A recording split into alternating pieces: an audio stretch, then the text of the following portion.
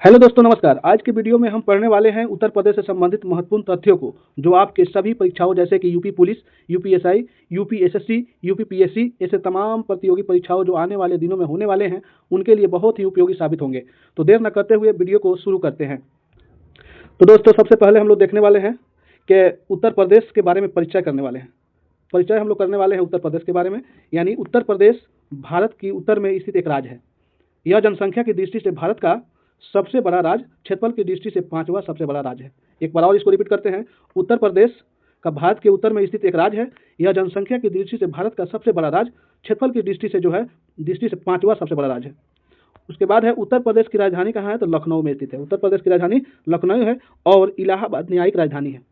उत्तर प्रदेश की सीमा कुल 9 राज्यों से लगी हुई है। कितने राज्यों से लगी हुई है, तो उत्तर प्रदेश की जो सीमा है 9 राज्यों से लगी हुई है। राज्य के उत्तर में उत्तराखंड तथा हिमाचल प्रदेश है, पश्चिम में हरियाणा, दिल्ली तथा राजस्थान है, दक्षिण में मध्य प्रदेश तथा छत्तीसगढ़ और पूर्व में बिहार तथा झारखंड स्थित है। इसके अतिरिक्त दोस्तों, राज्य के पूर्वोत्तर दिशा में नेपाल है। इसके अतिरिक्त राज्य के पूर्वोत्तर दिशा में नेपाल है। उत्तर प्रदेश में कुल मिलाकर 75 जिले हैं। प्रदेश का सबसे पूर्वी जिला जो है बलिया है, पश्चिमी जिला शामली है, उत्तरी जिला सहारनपुर और दक्षिणी जिला सोनभद्र है। उत्तर प्रदेश के सर्वाधिक जिलों को स्पर्श करने वाला राज्य मध्य प्रदेश है तथा सर्वाधिक सीमा की लंबाई भी मध्य प्रदेश के साथ है। आगे है दोस्तों कि उत्तर प्रदेश का अक्षांशीय जो विस्तार है 23 डिग्री जो है 2352 उत्तरी अक्षांश और 2324 उत्तरी अक्षांश तक तथा 77.05 पूर्वी देशांतर से लेकर 84.38 पूर्वी देशांतर तक है। तो दोस्तों, आगे है कि पूर्व से पश्चिम तक इसकी जो लंबाई है 650 किलोमीटर तथा उत्तर से दक्षिण की इसकी लंबाई कितनी है, 240 किलोमीटर। इसको याद रखना है दोस्तों। आगे है कि सर्वाधिक क्षेत्रफल वाले 4 जिले हैं। सर्वाधिक जो क्षेत्रफल वाले जिले जो है 4 कौन है, सबसे बड़ा जो क्षेत्रफल वाला है लखीमपुर खीरी है, जो 7680 वर्ग किलोमीटर है। उसके बाद आता है नंबर सोनभद्र का, जिसका जो क्षेत्रफल है 6905 वर्ग किलोमीटर है। तीसरे नंबर पर आता है हरदोई, जिसका क्षेत्रफल 5986 वर्ग किलोमीटर है। उसके बाद आता है सीतापुर 5743 वर्ग किलोमीटर। आगे दोस्तों कि न्यूनतम क्षेत्रफल वाले 4 जिले, ये हो गए अधिकतम वाले, और ये जो है न्यूनतम क्षेत्रफल वाले जिले 4 हैं। सबसे कम क्षेत्रफल किनका है, हापुड़ जिले का है 660 वर्ग किलोमीटर। उसके बाद आता है गाजियाबाद, जिसका 910 वर्ग किलोमीटर क्षेत्रफल है। तीसरे नंबर पर आता है नीचे से जो है भदोही, या उसी को संत रविदास नगर कहते हैं, 1015 वर्ग किलोमीटर। उसके बाद आता है शामली 1043 वर्ग किलोमीटर। दोस्तों, आगे है कि उत्तर प्रदेश का सबसे पूर्वी जो जिला है वह बलिया है, पश्चिमी जिला शामली है और उत्तरी जिला सहारनपुर तथा दक्षिणी जिला सोनभद्र है। उत्तर प्रदेश की सीमा एकमात्र देश नेपाल से भी उत्तर में मिलती है। नेपाल से उत्तर प्रदेश के 7 जिले महाराजगंज, सिद्धार्थनगर, बलरामपुर, श्रावस्ती, बहराइच, लखीमपुर और पीलीभीत सीमा बनाते हैं। प्रदेश की नेपाल सीमा से लंबाई लगभग 579 किलोमीटर है। उसके बाद दोस्तों आगे बढ़ते हैं हम लोग विभिन्न राज्यों से लगे उत्तर प्रदेश के जिले। किन किन राज्यों से उत्तर प्रदेश के जो जिले लगे हैं उनको देखते हैं। सबसे पहले हिमाचल प्रदेश। हिमाचल प्रदेश से कौन से उत्तर प्रदेश के जिले लगते हैं, तो ये सहारनपुर है। उसके बाद 2 नंबर पर आता है हरियाणा से उत्तर प्रदेश के जो जिले लगे हुए हैं, सटे हुए हैं, वह है सहारनपुर, शामली, बागपत, गौतम बुद्ध नगर, अलीगढ़, मथुरा। उसी तरह राजस्थान से लगे हुए हैं मथुरा और आगरा। मध्य प्रदेश राज्य से लगे हुए हैं उत्तर प्रदेश का जो जिला है आगरा, इटावा, जालौन, झांसी, ललितपुर, महोबा, बांदा, चित्रकूट, इलाहाबाद, मिर्जापुर, सोनभद्र। और छत्तीसगढ़ की बात की जाए तो मात्र एक जिला ही है सोनभद्र लगा हुआ है। झारखंड से भी बात की जाए तो वहीं सोनभद्र एकमात्र उत्तर प्रदेश का जो जिला है उसे लगे हुए हैं दोस्तों। आगे है दोस्तों बिहार से। बिहार की बात की जाए तो सोनभद्र, चंदौली, गाजियाबाद, बलिया, देवरिया, कुशीनगर, महाराजगंज, यानी कुल मिलाकर 7 जिले हैं वो बिहार से लगते हैं। अब उत्तराखंड से बात की जाए तो सहारनपुर, मुजफ्फरनगर, बिजनौर, मुरादाबाद, रामपुर, बरेली, पीलीभीत, ये जो है जिले वह उत्तराखंड से लगे होते हैं। दिल्ली से देखा जाए तो गाजियाबाद और गौतम बुद्ध नगर 2 जिले हैं जो दिल्ली से सीमा क्या करते हैं, साझा करते हैं। अब उत्तर प्रदेश के बारे में हम लोग जनगणना देखने वाले हैं। उत्तर प्रदेश जनगणना 2011 को देखेंगे हम लोग। तो कुल जनसंख्या के बारे में देख रहे हैं। कुल जनसंख्या यानी उत्तर प्रदेश की कुल जनसंख्या कितनी है, तो 199,812,341। ठीक है। दूसरा है कुल पुरुषों की संख्या। ये जो जनसंख्या है इसमें कुल पुरुषों की जनसंख्या कितनी है, तो 104,480,510। तीसरा है कुल महिलाओं की संख्या। कुल महिलाओं की संख्या कितनी है, तो 95,331,831। ठीक है, 95,331,831। और देश की जनसंख्या में प्रतिशत कितनी है, उत्तर प्रदेश जो है वह देश की जनसंख्या में कितना भागीदार है, तो 16.50%। सर्वाधिक जनसंख्या वाला जिला की बात की जाए तो वह कौन है, इलाहाबाद है दोस्तों। इलाहाबाद सबसे कम जनसंख्या की बात की जाए, सबसे कम जनसंख्या तो महोबा में है। महोबा जो जिला है वो वहाँ सबसे कम जनसंख्या है। दशकीय वृद्धि दर देखा जाए 2001 से लेकर 2011 के दौरान राज्य में दशकीय वृद्धि दर कितनी रही है, तो 20.23% रही है। आगे है दोस्तों कि दशकीय वृद्धि दर में राज्य का स्थान कितना है, तो दशकीय वृद्धि दर में राज्य का स्थान जो है 14वां है। सर्वाधिक दशकीय वृद्धि दर वाला जिला कौन है, तो वह है गौतम बुद्ध नगर। सबसे कम दशकीय वृद्धि वाला जिला कौन है, तो कानपुर। सबसे ज़्यादा जनसंख्या कहाँ बढ़ा है 10 सालों में, तो यह गौतम बुद्ध नगर सबसे कम, तो कानपुर में बढ़ा है। दोस्तों आगे हम लोग देखेंगे जनसंख्या घनत्व के बारे में। तो साथियों जनसंख्या घनत्व के बारे में देखेंगे, राज्य का कुल जनसंख्या घनत्व कितना है, 1000 में 829। सर्वाधिक जनसंख्या घनत्व वाला जिला कौन है, तो यह है गाजियाबाद। सबसे कम जनसंख्या वाला घनत्व वाला जिला कौन है, तो यह है जिला जो है वह कौन है, ललितपुर है। कौन सा है, ललितपुर है दोस्तों। अब आगे देखेंगे हम लोग दोस्तों लिंगानुपात, यानी लिंगानुपात देखने वाले हैं। तो राज्य का कुल लिंगानुपात कितना है, तो 1000 में 912। सर्वाधिक लिंगानुपात वाला जिला देखा जाए तो यह है हमारा यूपी का जौनपुर, और सबसे कम लिंगानुपात वाला जिला तो हम लोग जानते हैं गौतम बुद्ध नगर। दो चीज़ को हमको याद रखना है, दो बातों को याद रखना है, सर्वाधिक और सबसे कम। तो दोस्तों आगे जब बढ़ते हैं हम लोग साक्षरता के बारे में पढ़ेंगे। तो राज्य में कुल साक्षरता दर कितनी है, तो 67.68% है। और सर्वाधिक साक्षरता वाला जिला पूछा जाए तो यह है गौतम बुद्ध नगर। कौन है, गौतम बुद्ध नगर है दोस्तों। सबसे कम साक्षरता दर वाला पूछा जाए तो ये कौन सा है, श्रावस्ती है। कुल महिला साक्षरता दर पूछा जाए सर दोस्तों तो 57.18%। दोस्तों आगे साथियों के कुल पुरुष साक्षरता, क्या कुल पुरुष साक्षरता जो है तो 77.28%। सर्वाधिक महिला साक्षरता दर की बात की जाए, सर्वाधिक महिला साक्षरता वाला जिला कौन है, तो वह है कानपुर है। कौन सा है, वह है कानपुर। सबसे कम महिला साक्षरता वाला जिला देखा जाए तो यह है श्रावस्ती है। सर्वाधिक पुरुष साक्षरता दर वाला है तो वह गौतम बुद्ध नगर। इसको 2 बार 3 बार हम पढ़ेंगे ध्यान से, तो ये जरूर याद हो जाएंगे दोस्तों। आगे है सबसे कम साक्षरता वाला जिला कौन है, तो वह है श्रावस्ती। अब आगे हम लोग देखने वाले हैं उत्तर प्रदेश का इतिहास। उत्तर प्रदेश का इतिहास हम लोग देखने वाले हैं। तो उत्तर प्रदेश के इतिहास को 5 भागों में हम लोग बांट के समझेंगे। उत्तर प्रदेश के इतिहास को 5 भागों में बांटा जा सकता है। एक में हम लोग प्रागैतिहासिक एवं पूर्व वैदिक काल यानी 600 ईसा पूर्व तक। दूसरा है बौद्ध काल यानी 600 ईसा पूर्व से लेकर 1200 ईस्वी तक। तीसरा है मध्यकाल 1200 ईस्वी से लेकर 1857 ईस्वी तक। और चौथा है ब्रिटिश काल यानी 1857 से लेकर 1947 तक। और उसके बाद है स्वतंत्रता पूर्व काल यानी स्वतंत्रता देश जब स्वतंत्र हो गया, आज़ाद हो गया, उसके बाद 1947 से अब तक। तो दोस्तों आगे हम लोग सबसे पहले पढ़ेंगे प्रागैतिहासिक काल, प्रागैतिहासिक एवं पूर्व वैदिक काल, यानी दोस्तों 600 ईसा पूर्व से लेकर पढ़ेंगे हम लोग। सबसे पहले प्राचीन काल में उत्तर प्रदेश आर्यावर्त का प्रमुख भाग था। उत्तर प्रदेश का इतिहास लगभग 4000 वर्ष पुराना है। रामायण तथा महाभारत काल के अनेक स्थल उत्तर प्रदेश में स्थित है दोस्तों। उसके बाद आता है बौद्ध काल। क्या आता है, बौद्ध काल आता है। उसके बाद 600 ईसा पूर्व से लेकर 1200 ईस्वी तक भगवान बुद्ध ने अपना उपदेश उत्तर प्रदेश के वाराणसी यानी बनारस के निकट सारनाथ में दिया था तथा भगवान बुद्ध का परिनिर्वाण भी यानी मृत्यु भी उत्तर प्रदेश के ही कुशीनगर में हुआ था। 16 महाजनपदों में 8 महाजनपद जो है कुरु, पंचाल, काशी, कोसल, सूरसेन, चेदी, वत्स और मल वर्तमान उत्तर प्रदेश में ही क्या है, स्थित है दोस्तों। आगे है मध्यकाल। मध्यकाल यानी 1200 ईस्वी से लेकर 1857 तक उत्तर प्रदेश में 12वीं शताब्दी के अंत में मुस्लिम शासक स्थापित हुआ। मोहम्मद गौरी ने गढ़वाल वंश के राजाओं को हराकर उत्तर प्रदेश में मुस्लिम शासक की नींव रखी। अकबर ने उत्तर प्रदेश में फतेहपुर सीकरी नगर की स्थापना की तथा शाहजहां ने आगरा में ताजमहल का निर्माण करवाया था। उसके आगे है दोस्तों ब्रिटिश काल आया। ब्रिटिश काल उसके बाद आया।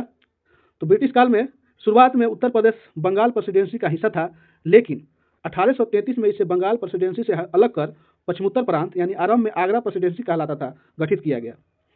ब्रिटिश शासन के खिलाफ पहले आंदोलन की शुरुआत भी उत्तर प्रदेश के मेरठ जिले से ही शुरू हुई दोस्तों। उसके बाद आता है 1902 सन 1902 में पश्चिमोत्तर प्रांत का नाम बदलकर क्या रखा गया, संयुक्त प्रांत कर दिया गया। प्रारंभ में संयुक्त प्रांत की राजधानी इलाहाबाद थी, जिसे 1920 में लखनऊ स्थानांतरित किया गया। आपसे पूछा जा सकता है कि इलाहाबाद से लखनऊ राजधानी कब स्थानांतरित की गई, तो 1920 में। उसके आगे दोस्तों स्वतंत्रता काल के बाद अभी तक 1947 से अब तक 1947 में स्वतंत्रता के बाद संयुक्त प्रांत भारतीय गणराज्य की प्रशासनिक इकाई बन गया और 2 साल के अंतर्गत टिहरी, गढ़वाल और रामपुर को भी संयुक्त प्रांत में शामिल कर दिया गया। 12 जनवरी 1950 को संयुक्त प्रांत का नाम बदलकर फिर क्या किया गया, उत्तर प्रदेश कर दिया गया। 9 नवंबर 2000 को उत्तर प्रदेश के 13 जिलों को 13 जिलों को अलग करके उत्तरांचल का गठन कर दिया गया, जिसका 2007 में नाम बदलकर उत्तराखंड कर दिया गया। आगे है उसके बाद उत्तर प्रदेश की प्रमुख जनजातियां जो है उत्तर प्रदेश की प्रमुख जनजातियां। उत्तर प्रदेश की कुल जनसंख्या का 0.6% जनसंख्या अनुसूचित जनजाति की है। उत्तर प्रदेश की प्रमुख अनुसूचित जनजातियां में आता है बुक्सा, थारू, राजी, जौनसारी, खरवाल, महिगीर, गौड़, ओझा, धुरिया, नायक, पथारी, राजगौड़, सहरिया, पहरिया, बैगा, पांखा, अगरिया, पटारी, चेरो और भूइया आदि आते हैं इसमें। सबसे पहले हम लोग थारू जनजाति के बारे में देखेंगे। थारू जनजाति के बारे में सबसे पहले हम लोग, थारू जनजाति उत्तर प्रदेश की सबसे बड़ी जनजाति है। क्या है? थारू जो जनजाति है उत्तर प्रदेश की सबसे बड़ी जनजाति है। थारू जनजाति के लोग उत्तर प्रदेश के गोरखपुर के तराई भाग में निवास करते हैं। थारू जनजाति के लोग किरात वंश से संबंधित हैं। थारुओं द्वारा बजहर नामक त्यौहार मनाया जाता है। दीपावली को ये शोक पर्व के रूप में ये लोग मनाते हैं। थारू जनजाति द्वारा होली के मौके पर खिचड़ी नृत्य किया जाता है। थारू जनजाति के लोग में बदला विवाह प्रथा तथा तीन टिकठी विवाह प्रथा प्रचलित है। ठीक है। उसके बाद है कि थारुओं में दो पक्षों से विवाह तय हो जाने को पक्की पौड़ी कहा जाता है। उत्तर प्रदेश में 2 अक्टूबर 1980 को थारू विकास परियोजना का प्रारंभ किया गया था दोस्तों। उसके बाद आता है जौनसारी जनजाति। जौनसारी जनजाति आता है उसके बाद। तो जौनसारी समूह के जौनसारी समुदाय के प्रमुख त्यौहार विषु यानी बैसाखी, पंचाई यानी दशहरा, दियाई यानी दिवाली, नुनाई यानी अठोरी आदि है। ये दिवाली को 1 माह बाद मनाते हैं। हारुल, रासो, घुमसू, झेला, धीई, तांदी, मरोज, पौनाई आदि उनके प्रमुख क्या है? नृत्य हैं। आगे बढ़ते हैं दोस्तों। तो बुक्सा या भोक्सा जनजाति आती है। क्या आती है? भोक्सा जनजाति। तो उत्तर प्रदेश में बुक्स जनजाति बिजनौर जिले में पाई जाती है। बुक्सा जनजाति की पंचायत के सर्वोच्च व्यक्ति को तखत कहा जाता है। उत्तर प्रदेश में बुक्सा जनजाति विकास परियोजना 1983-84 में प्रारंभ की गई थी। उसके बाद आता है खरवाल जनजाति। कौन जनजाति? खरवाल। तो उत्तर प्रदेश में खरवाल जनजाति के लोग मुख्यतः सोनभद्र जिले में निवास करते हैं।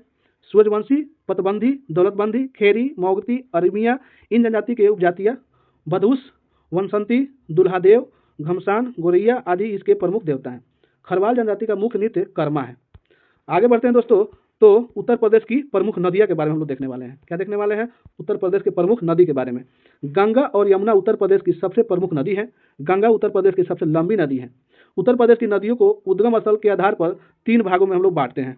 कितने भागों में बांटते हैं? 3 भागों में बांटते हैं। सबसे पहला भाग है हिमालय से निकलने वाली नदियाँ। दूसरा भाग है उत्तर प्रदेश के मैदानी भाग से निकलने वाली नदियाँ। तीसरा है दक्षिण पठार से निकलने वाली नदियाँ। तो सबसे पहला हम लोग देखेंगे कि हिमालय से निकलने वाली नदियाँ। तो गंगा, यमुना, काली, शारदा, रामगंगा, घाघरा, ये गंडक जो है ये सभी हिमालय से निकलने वाली नदियाँ हैं दोस्तों। आगे है उत्तर प्रदेश की मैदानी भाग से निकलने वाली नदी में कौन कौन है? गोमती, वरुणा, पांडो, ईसन और इहंद। और दक्षिण पठार से निकलने वाली नदियों में चंबल, बेतवा, केन, सोन, टोंस, कन्हार, रिहंद आदि। दोस्तों आगे है गंगा नदी के बारे में हम लोग जानेंगे।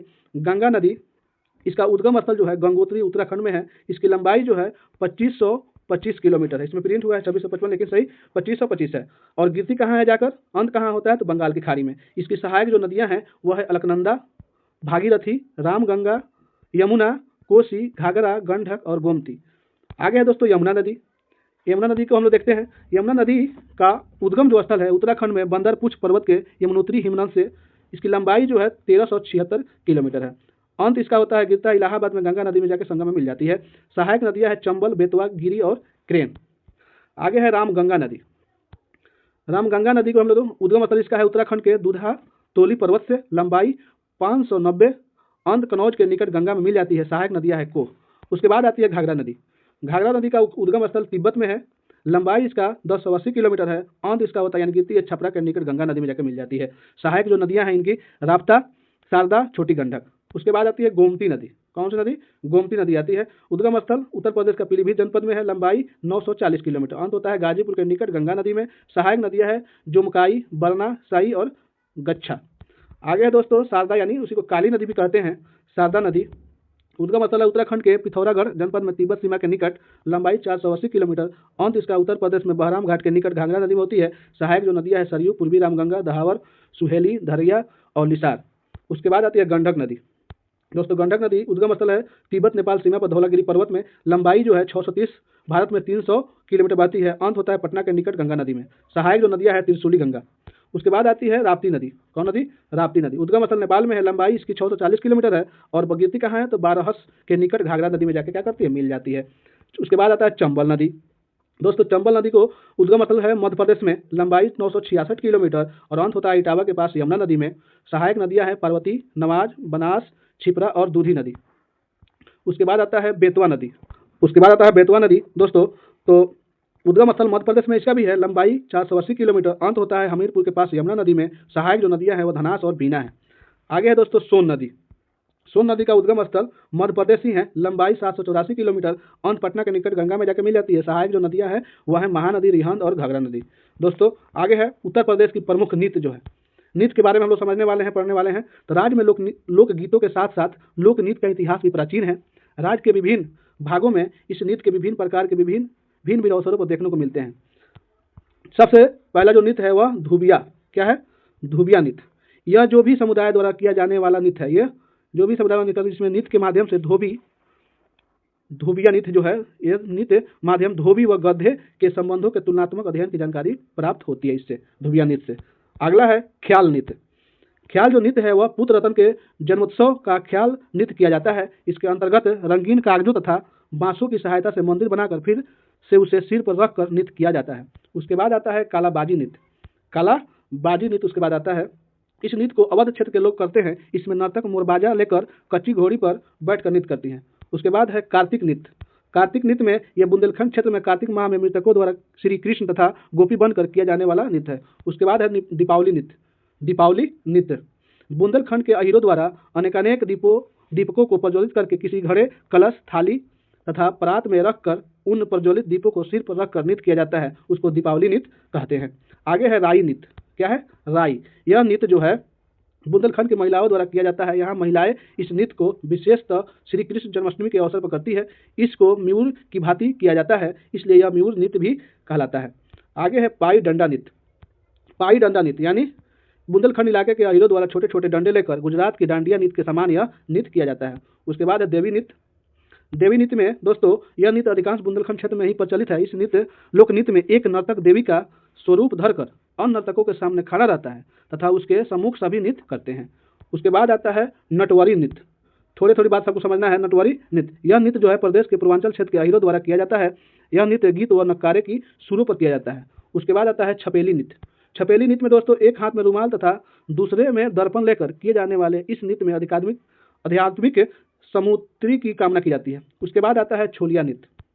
छोलिया नृत्य में राजदूतों द्वारा यह नृत्य विवाह उत्सव पर किया जाता है। इस नृत्य को करते समय एक हाथ में तलवार तथा दूसरे हाथ में ढाल रखा जाता है। दोस्तों आगे है चरकुला नृत्य, जो नामी है। ये बार बार क्वेश्चन जो है बोर्डों में पूछा जाता है, परीक्षाओं में यह पूछा जाता है। दोस्तों तो ब्रजवासी द्वारा किए जाने वाले इस घड़ा नृत्य में बैलगाड़ी अथवा रथ के पहिए पर अनेक घड़े रखे जाते हैं, फिर उसे सिर पर रखकर नृत्य किया जाता है। यह VVI प्रश्न है दोस्तों, इसको थोड़ा ध्यान से पढ़ेंगे। आगे है दोस्तों धुरिया नृत्य। धुरिया नृत्य बुंदेलखंड के प्रजापति कुम्हार लोग इस नृत्य की स्त्री वेश धारण करके करते हैं। उसके बाद आता है पासी नृत्य। पासी नृत्य में दोस्तों पासी जाति के लोगों द्वारा यह नृत्य किया जाता है। इस नृत्य में 7 अलग अलग मुद्राओं की एक गति तथा एक ही लय में युद्ध की भांति नृत्य किया जाता है। उसके बाद आता है शेरा नृत्य। शेरा नृत्य यह नृत्य जो है बुंदेलखंड वासी कृषक अपनी फसलों को काटते समय हर्षोल्लास प्रकट करने के लिए उद्देश्य करते हैं। उसके बाद आता है धीवर नृत्य। धीवर नृत्य यह जो है दोस्तों यह नृत्य अनेक शुभ अवसरों पर विशेष रूप से कहा जाति के लोग किया करते हैं। उसका जोगनी नृत्य, इस नृत्य को विशेषकर रामनवमी के त्यौहार पर हर्षोल्लास के साथ किया जाता है। इसके अंतर्गत महिलाओं पुरुषों का रूप धारण करके साधुओं के रूप में नृत्य करते हैं। दोस्तों आगे है दोस्तों धोबिया नृत्य। धोबिया नृत्य में यह नृत्य मांगलिक शुभ अवसरों पर किया जाता है। इसमें एक नर्तक अन्य नर्तकों के घेरे अंदर कच्ची घोड़ी पर बैठकर नृत्य किया करते हैं। उसके बाद राज्य में नृत्य परंपरा से संबंधित तथ्य हम लोग जानेंगे। राज्य जो नृत्य नटवारी में नर्तक कुश्ती लड़ते हैं, कबड्डी खेलते तथा चिड़ियों जैसा व्यवहार करते हैं। कर्मा लोक नृत्य के अंतर्गत नर्तक फुदकते हुए वृक्षों से पत्तियां तथा डालियां काटकर पुजारी को ला कर देते हैं तथा नृत्य करते हुए इन वृक्षों की पत्तियां तथा शाखा शराब के साथ नर्तकों द्वारा चढ़ाई जाती है। उसके बाद डोम जाति के प्रति आदर प्रदर्शित करने हेतु धसिया तथा गौड़ जनजातीय के नर्तक डोमकच्छ नृत्य करते हैं। मिर्जापुर के करही नृत्य में पुरुष उछल कूद तथा कालाबाजारी का प्रदर्शन भी करते हैं। उसके बाद है दोस्तों उत्तर प्रदेश के प्रमुख उद्योग के बारे में हम लोग जानेंगे। उत्तर प्रदेश के प्रमुख उद्योग के बारे में हम लोग क्या करेंगे, जानने वाले हैं। तो उत्तर प्रदेश के प्रमुख उद्योग और उनकी स्थिति निम्नलिखित दी गई है। पहला है डीजल लोकोमोटिव वर्क्स कहाँ है, तो वाराणसी। तेल शोधक कारखाना कहाँ है, तो मथुरा। हिंदुस्तान एल्यूमिनियम कॉर्पोरेशन कहाँ है, तो सोनभद्र। परमाणु शक्ति केंद्र नरौरा इस जिला में है, तो बुलंदशहर। कीर्तम अंग निर्माण लिमिटेड कहाँ है, तो यह है कानपुर में है, कानपुर। आगे है दोस्तों सिंगरौली कोयला खान। सिंगरौली कोयला खान कहाँ है, तो वाराणसी। मर्डेन बेकरीज कानपुर में है। इंडियन टेलीफोन इंडस्ट्री कहाँ है, रायबरेली नैनी में। हिंदुस्तान एरोनॉटिक्स लिमिटेड कहाँ है, तो लखनऊ और कानपुर में। डीप फ्रीज मीट प्लांट कहाँ है, डुंडला फिरोजाबाद में। ट्रांसफार्मर फैक्ट्री कहाँ है, तो झांसी में है। ऑप्ट्रॉन कैपेसिटर लिमिटेड, यह लखनऊ में है। उसके बाद आता है भारतीय चमड़ा रंगाई एवं जूता संस्थान, कहाँ है तो क्या है, कानपुर में है दोस्तों।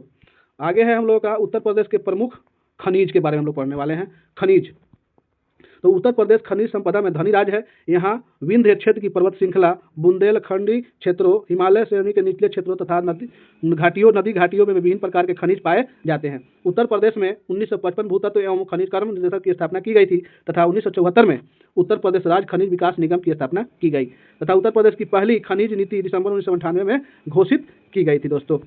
आगे है उत्तर प्रदेश में पाए जाने वाले कुछ खनिज व उनके प्राप्ति स्थल निम्नलिखित दिए गए हैं। पहला है चूना पत्थर, तो उत्तर प्रदेश में चूना पत्थर मिर्जापुर के जिले के गुरुमा, कनाच, बाबूहारी तथा सोनभद्र के कजराहट क्षेत्र में पाया जाता है। कोयला की बात की जाए तो सिंगरौली सोनभद्र में, बक्साइट की अगर बात की जाए तो राजौन, चित्रकूट, चंदौली में पाई जाती है दोस्तों। डोलामाइट तो बारी में, सोनभद्र में पाई जाती है। कांच बालू देखा जाए तो लालापुर यानी इलाहाबाद, बरगढ़ यानी चित्रकूट में पाया जाता है दोस्तों। पोटास लवण की बात की जाए तो इलाहाबाद में और चंदौली, झांसी में पाई जाती है। सिलखड़ी, हमीरपुर, झांसी। पाइराइट्स जो है सोनपुर में पाया जाता है। रॉक फॉस्फेट ललितपुर में और हीरा जो है बांदा और मिर्जापुर में दोस्तों।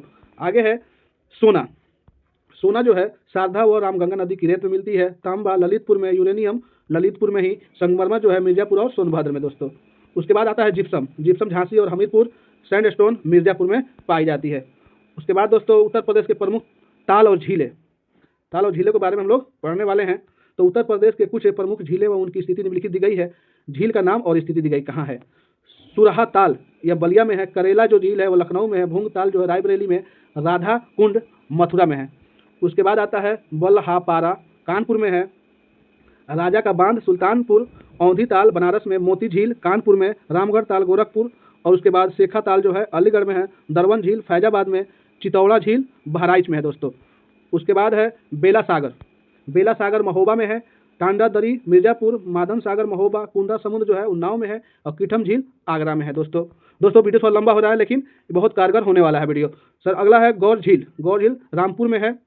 और उसके बाद बड़ा ताल जो है शाहजहांपुर में है। बरुआ सागर जो है वह झांसी में है। आगे दोस्तों उत्तर प्रदेश के प्रमुख पक्षी विहार के बारे में हम लोग जानने वाले हैं। तो सबसे पहले आता है नवाबगंज पक्षी विहार। यह जनपद उन्नाव में है। स्थापना इसकी हुई थी 1984। इसका क्षेत्रफल जो है 2.25 वर्ग किलोमीटर है दोस्तों। आगे है शमसपुर पक्षी विहार जनपद रायबरेली में है। इसकी स्थापना जो हुई थी 1987। क्षेत्रफल 8 वर्ग किलोमीटर है। लाख बाहोसी पक्षी विहार जो है दोस्तों वह जो है जनपद कनौज में है। स्थापना 1988 में हुई थी। क्षेत्रफल इसकी है 80.23 वर्ग किलोमीटर। उसके बाद आता है पटना पक्षी विहार। इसकी यह जनपद जो है एटा में है। स्थापना इसकी 1990 और क्षेत्रफल 1.11 वर्ग किलोमीटर दोस्तों। आगे है विजय सागर पक्षी विहार में जनपद महोबा में पड़ता है। स्थापना वर्ष है 1990। क्षेत्रफल 2.6 वर्ग किलोमीटर। उसके बाद आता है पर्वती अरंग पक्षी विहार। यह जो है जनपद कौन सा है तो गौड़ है। गोंडा जनपद में पड़ता है। स्थापना इसकी 1990 में ही हुआ था। क्षेत्रफल 10.85 वर्ग किलोमीटर। उसके बाद आता है समान पक्षी विहार में जनपद मैनपुरी में पड़ता है। स्थापना 1990 और क्षेत्रफल इसका भी 5.2 वर्ग किलोमीटर। इसके बाद आता है ओखला पक्षी विहार जनपद पड़ता है गौतम बुद्ध नगर। स्थापना इसकी हुई थी 1990 में। क्षेत्रफल इसके 4 वर्ग किलोमीटर में यह फैला हुआ है। बखीरा पक्षी विहार जो है वह जनपद संत कबीर नगर जनपद में आता है। स्थापना जो 1990 में हुई थी इसका जो क्षेत्रफल आता है वह 29 वर्ग किलोमीटर है। उसके बाद आता है सांडी पक्षी विहार जनपद पड़ता है हरदोई और स्थापना 1990। क्षेत्रफल जो है 3 वर्ग किलोमीटर है। उसके बाद आता है सुर सरोवर पक्षी विहार जनपद पड़ता है आगरा में और इसका जो स्थापना है 1991। क्षेत्रफल 4.1 वर्ग किलोमीटर। उसके बाद आता है दोस्तों सुरहाताल पक्षी विहार जो जनपद है बलिया और स्थापना वर्ष 1991। क्षेत्रफल जो है 34.13 वर्ग किलोमीटर है दोस्तों। उसके बाद आता है डॉक्टर भीमराव अम्बेडकर पक्षी विहार जो जनपद पड़ता है प्रतापगढ़। स्थापना वर्ष 2003 में हुआ था। क्षेत्रफल 4.2 वर्ग किलोमीटर है। उसके बाद है उत्तर प्रदेश के प्रमुख पर्यटन और ऐतिहासिक स्थल। उत्तर प्रदेश के प्रमुख दर्शनीय स्थल निम्नलिखित है। ताजमहल कहाँ है तो आगरा में है। वृंदावन मंदिर कहाँ है मथुरा में। खानकाह रशीदिया कहाँ है तो मैनपुरी में है। और भगवान वराह मंदिर कहाँ है तो कासगढ़ में है। उसके बाद आता है शाकम्भरी देवी मंदिर कहाँ है सहारनपुर में है। दान तीर्थ कहाँ है तो मेरठ में। झरकंडेश्वर शिवलिंग कहाँ है तो हापुड़ में। व्यास टील एवं नरसी टीला कहाँ है जलौन में। विध्यवासिनी मंदिर कहाँ है मिर्जापुर। लादेश्वर मंदिर कहाँ है तो बाराबंकी में। भिंगू मंदिर कहाँ है तो बलिया में। गोला गोकर्ण नाथ मंदिर कहाँ है तो लखीमपुर खीरी में है दोस्तों। आगे है दोस्तों प्रमुख स्थलों में रूमी दरवाजा। रूमी दरवाजा कहाँ है तो लखनऊ में है। आनंद भवन कहाँ इलाहाबाद। खड़क शाह बाबा की मजार कहाँ है तो कौशाम्बी में है। बावनी इमली शहीद स्थल कहाँ है फतेहपुर। झांसी इमली शहीद स्थल कहाँ है इलाहाबाद। कनक भवन कहाँ है तो अयोध्या में है दोस्तों। आगे है शुक्ला तालाब। शुक्ल तालाब कहाँ है तो कानपुर। गोरखनाथ मंदिर कहाँ है गोरखपुर। संत कबीर निर्वाण स्थल कहाँ है मगहर। माथा कुंवर बुद्ध प्रतिमा कहाँ है कुशीनगर। दशावतार मंदिर कहाँ है तो देवगढ़ में है। हरिदेव मंदिर मथुरा में। भारद्वाज आश्रम कहाँ है तो इलाहाबाद में है दोस्तों। इस सभी को याद रखना है दोस्तों। उसके बाद है लॉर्ड कर्नवालिस का मकबरा कहाँ है गाजीपुर। धानपुर शहीद स्मारक कहाँ है चंदौली। एजाज अली हॉल कहाँ है बिजनौर। बिल्हा देवी मंदिर कहाँ है प्रतापगढ़। 84 गुंबद कहाँ है कापली। सीताकुंड घाट कहाँ है सुल्तानपुर। रेणुकेश्वर महादेव मंदिर कहाँ है तो सोनभद्र में है दोस्तों। आगे है आरगा पर्वती मंदिर कहाँ है तो गोंडा में है। देवी पाटन मंदिर कहाँ है बलरामपुर। कालिंजर दुर्ग कहाँ है बांदा में है। मकरबाई मंदिर कहाँ है महोबा। रानी महल झांसी में है। चाइना मंदिर श्रावस्ती में है। अशफाकुल्लाह की मजार कहाँ है तो शाहजहांपुर है। जायसी स्मारक कहाँ है तो रायबरेली में है दोस्तों। उसके बाद आता है मुगल घाट कहाँ है तो फर्रुखाबाद। उसके बाद आता है सनातन धर्म मंदिर कहाँ है तो गौतम बुद्ध नगर। उसके बाद देवकाली मंदिर औरैया में है। और दाऊजी मंदिर कहाँ है तो मथुरा में। तुलसी स्मारक कहाँ है बांदा में। लाल दरवाजा मस्जिद जौनपुर में है। आगे है दोस्तों हाजी वारिस अली का मजार कहाँ है तो यह है बाराबंकी में। कपिल मुनि आश्रम कहाँ है फर्रुखाबाद में है। महर्षि दधीची आश्रम कहाँ है तो सीतापुर में है। छिमकली मंदिर कनौज में है। भरत कुंड कहाँ है तो फैजाबाद में है दोस्तों। आगे हम लोग देखने वाले हैं कुंतेश्वर मंदिर कहाँ है तो ये बाराबंकी में है। सलामत शाह मजार कहाँ है तो बाराबंकी में है। उसके बाद हम लोग उत्तर प्रदेश के प्रमुख बांध को देखने वाले हैं। प्रमुख बांध को हम लोग देखने वाले हैं। रामगंगा बांध किस नदी पर स्थित है तो यह रामगंगे पर ही स्थित है। स्थान कहाँ है तो धामपुर में है। उसके बाद आता है गोविंद बल्लभ पंत सागर रिहंद बांध यानी किस नदी पे है तो यह रिहंद नदी पे है। स्थान कहाँ है तो पिपरी सोनभद्र में है। उसके बाद आता है गोविंद सागर बांध। गोविंद सागर बांध के बारे में किस नदी पर स्थित है यह शहजाद नदी पर स्थित है। स्थान कहाँ है तो ललितपुर में। उसके बाद आता है दोस्तों सजनाम बांध। सजनाम बांध किस नदी पे है तो सजनाम पे ही है। और स्थान कहाँ है ललितपुर में। मोदाहा बांध कहाँ है तो किस नदी पे है तो बिरमा में नदी पे है। स्थान कहाँ है तो हमीरपुर में है दोस्तों। उसके बाद आता है सुकमा डुकमा बांध। सुकमा डुकमा बांध किस नदी पे है तो बेतवा नदी पे है। स्थान झांसी में है। उसके बाद आता है चंद्रप्रभा बांध किस नदी पे है चंद्रप्रभा बांध किस नदी पे है तो चंद्रप्रभे पर ही है। स्थान चंदौली में है दोस्तों। आगे उसके बाद कन्हर बांध। कन्हर बांध किस नदी पर है तो कन्हर नदी पे है। स्थान सोनभद्र में है। अर्जुन बांध किस नदी पे है तो अर्जुन नदी पे है। स्थान महोबा में है दोस्तों। आगे हम लोग है झलारपुर बांध। झलारपुर बांध जो है किस नदी पे है कदरिया बांध पे है। कदरिया नदी पे है। स्थान कहाँ है महोबा। उसके बाद आता है पथराई बांध। पथराई बांध दोस्तों पथराई बांध पथारी और सुखनाई नदी पे है। यह स्थान झांसी में है। उसके बाद आता है दोस्तों शहजाद बांध। बहुत सारे बांध है उत्तर प्रदेश में। शहजाद बांध किस नदी पे है शहजाद नदी पे। स्थान ललितपुर में है। रोहिणी बांध किस नदी पे है तो रोहिणी नदी पे ही स्थान ललितपुर में है दोस्तों। उसके बाद आता है कालागढ़ बांध। उसके बाद आता है कालागढ़ बांध जो है किस नदी पे है तो रामगंगा नदी पे है। स्थान कहाँ है कालागढ़। जामनी बांध उसके बाद आता है। जामनी बांध जो है दोस्तों वह जामनी नदी पर ही स्थित है। स्थान जो है ललितपुर में है। परीक्षा बांध जो है पूछता जाता है क्वेश्चन ये परीक्षा बांध पूछता है। परीक्षा बांध किस नदी पे है तो यह बेतवा नदी पे है। स्थान झांसी में है। उसके बाद आता है मेजा बांध। मेजा बांध किस नदी पे है तो बेलन नदी पे है। स्थान मिर्जापुर में है। उसके बाद आता है ओहरौर बांध। आहरौरा बांध जो है किस नदी पे है तो गराई नदी पे है। स्थान मिर्जापुर में है। माटा टीला बांध किस नदी पे है तो वह बेतवा में है। स्थान झांसी में है दोस्तों। उसके बाद आता है काठी बांध। काठी जो बांध है वह रामगंगा नदी पे है। स्थान बिजनौर में है दोस्तों बिजनौर। उसके बाद आता है ओबरा बांध। ये सब VVI प्रश्न है। ओबरा बांध जो है किस नदी पे है रिहंद पर है। स्थान सोनभद्र नदी सोनभद्र जो जिला है उसी स्थान पर है दोस्तों। उसके बाद हम लोग देखने वाले हैं उत्तर प्रदेश के प्रमुख शोध संस्थान। उत्तर प्रदेश के प्रमुख जो है शोध संस्थान जो है उसको हम लोग देखने वाले हैं। Central institute medicinal and aromatic plant कहाँ है तो लखनऊ में है। केंद्रीय उपोषण बागवानी संस्थान कहाँ है लखनऊ में है। न्यायिक प्रशिक्षण एवं अनुसंधान संस्थान कहाँ है लखनऊ में है। अनुसंधान अभिकल्प एवं मानक संगठन कहाँ है तो लखनऊ में है। National bureau of fish genetics resources कहाँ है तो लखनऊ में ही है। राष्ट्रीय सांस्कृतिक संपदा संरक्षण अनुसंधानशाला कहाँ है तो लखनऊ में ही है। 7 नंबर में राष्ट्रीय गन्ना अनुसंधान संस्थान कहाँ है तो लखनऊ में ही है दोस्तों। उसके बाद आता है दोस्तों केंद्रीय औषधि के बारे में। 8 नंबर केंद्रीय औषधि अनुसंधान संस्थान कहाँ है तो लखनऊ में है। राष्ट्रीय विष विज्ञान अनुसंधान संस्थान कहाँ है लखनऊ में है। नेशनल शुगर रिसर्च इंस्टीट्यूट कहाँ है तो कानपुर में। भारतीय दलहन अनुसंधान संस्थान कहाँ है तो कानपुर। 12 नंबर में है भारतीय पशु चिकित्सा अनुसंधान संस्थान कहाँ है तो इज्जतनगर।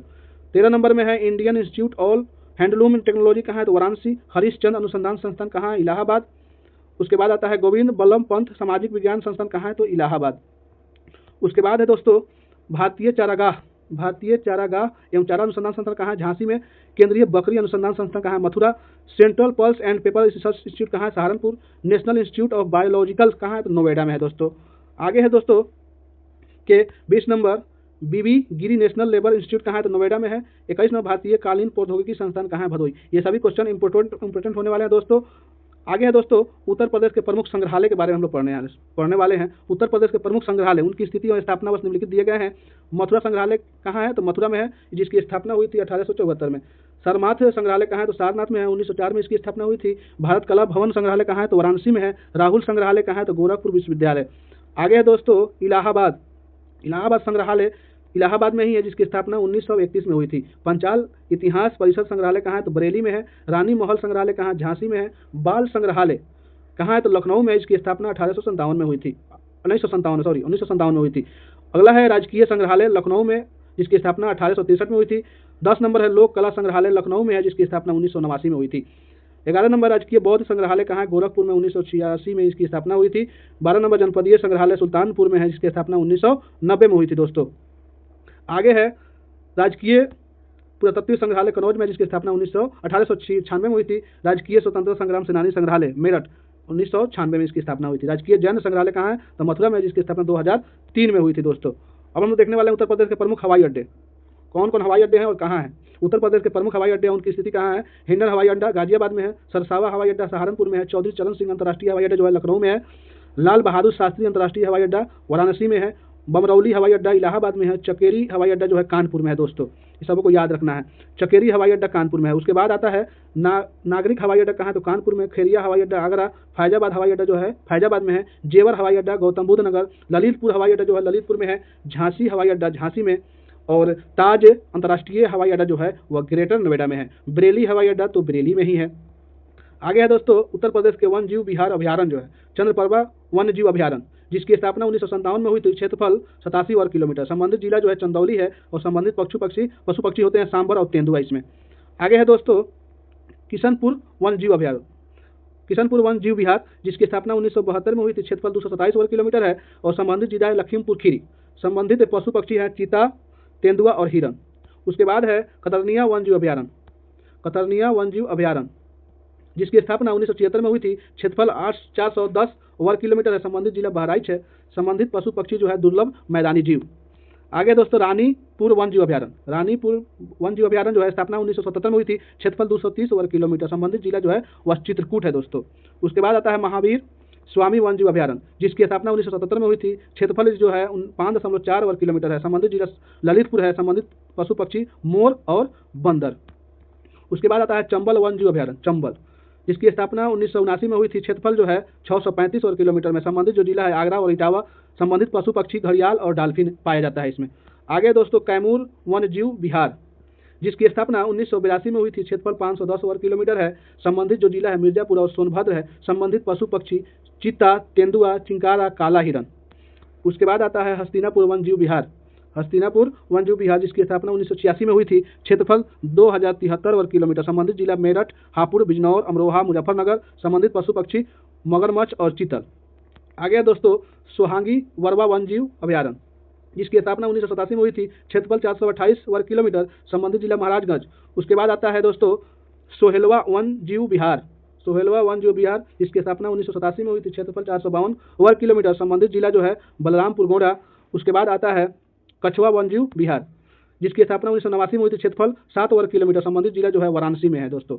उसके बाद आता है पीलीभीत टाइगर रिजर्व, जिसकी स्थापना 2008 में हुई थी। क्षेत्रफल 1079 वर्ग किलोमीटर। संबंधित जिला जो है पीलीभीत है दोस्तों। उसके बाद है उत्तर प्रदेश से होकर गुजरने वाली प्रमुख राष्ट्रीय राजमार्ग, उत्तर प्रदेश से होकर गुजरने वाले प्रमुख राष्ट्रीय राजमार्ग। भारत में राष्ट्रीय राजमार्गों की लंबाई उत्तर प्रदेश का दूसरा स्थान है। भारत में राष्ट्रीय राजमार्गों की सर्वाधिक लंबाई कहाँ है? तो राजस्थान में है। उत्तर प्रदेश से होकर गुजरने वाला सबसे लंबा राष्ट्रीय राजमार्ग संख्या 2 है, जो दिल्ली से कोलकाता तक जाती है दोस्तों। उसके बाद है उत्तर प्रदेश से होकर गुजरने वाले प्रमुख राष्ट्रीय राजमार्ग में 2, 3, 7, 11, 24, 25, 26, 27, 28, 29, 56, 86, 87, 22A, 12A, 19, 24A, 24B, 24A, 28B, 28C, 56A, 56B, 58, 72A, 73, 74, 75, 76, 91, 91A, 92, 93, 96, 97, 119, 231, 232, 232A, 233, 235, NE 11, 3A, 330A, 730, 730A, 931 और 931A। उत्तर प्रदेश से गुजरने वाले कुछ प्रमुख राष्ट्रीय राजमार्ग, उनसे संबंधित शहर निम्नलिखित हैं। तो दोस्तों NH2 जो है वह दिल्ली, मथुरा, आगरा, कानपुर, इलाहाबाद, वाराणसी को जोड़ता है। कोलकाता को भी, और NH3 आगरा, ग्वालियर, इंदौर, नासिक, मुंबई को जोड़ता है। NH7 जो है वाराणसी, रीवा और कन्याकुमारी को जोड़ता है। NH11 जो है आगरा, जयपुर और बीकानेर को जोड़ता है। NH24 जो है दिल्ली, बरेली और लखनऊ को जोड़ता है। NH26 जो है झांसी और लखनदेव को जोड़ता है। NH26 जो है इलाहाबाद और मनगंगा को भी जोड़ता है दोस्तों। उसके बाद आता है NH28। 28 जो है बरौनी, मुजफ्फरपुर, पिपरा, गोरखपुर और लखनऊ को। NH29 जो है गोरखपुर, गाजीपुर, वाराणसी। NH56 जो है लखनऊ, वाराणसी। NH86 जो है कानपुर, छतरपुर, भोपाल। NH87 जो है रामपुर, पंतनगर, नैनीताल, रानीखेत, गरसान, कर्णप्रयाग को जोड़ता है दोस्तों। तो साथियों, आज के लिए बस इतना ही। वीडियो अच्छा लगे तो प्लीज़ लाइक, सब्सक्राइब और अपने दोस्तों में शेयर करें। मिलते हैं नेक्स्ट वीडियो में, तब तक के लिए दीजिए इजाज़त। नमस्कार।